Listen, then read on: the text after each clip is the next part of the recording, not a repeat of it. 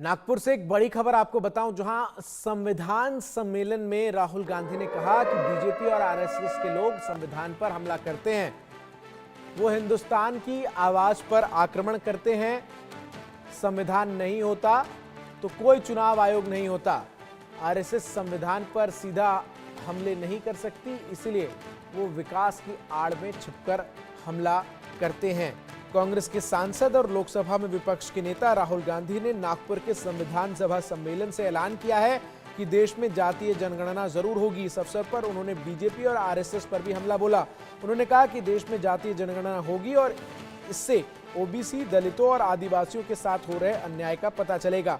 महाराष्ट्र विधानसभा चुनाव के लिए प्रचार करते हुए लोकसभा में विपक्ष के नेता ने जातीय जनगणना, ओबीसी की हिस्सेदारी और संविधान की रक्षा जैसे 3 मुद्दों पर बात की।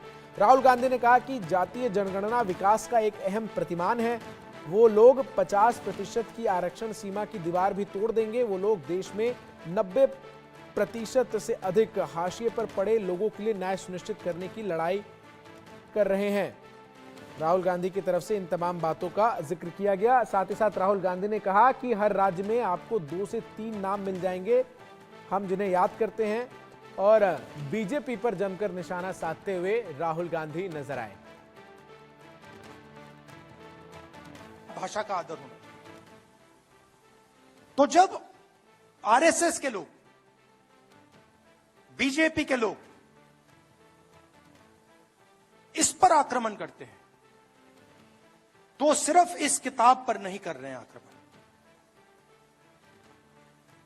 वो हिंदुस्तान की आवाज पर आक्रमण कर रहे हैं।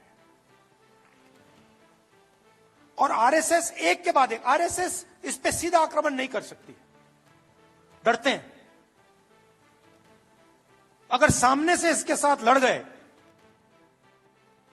वो 5 मिनट में हार जाएंगे। सामने से नहीं आ सकते। वो जानते हैं कि जिस दिन वो सामने से आ गए, उसी दिन कहानी खत्म हो जाएगी। तो छुप के आते हैं,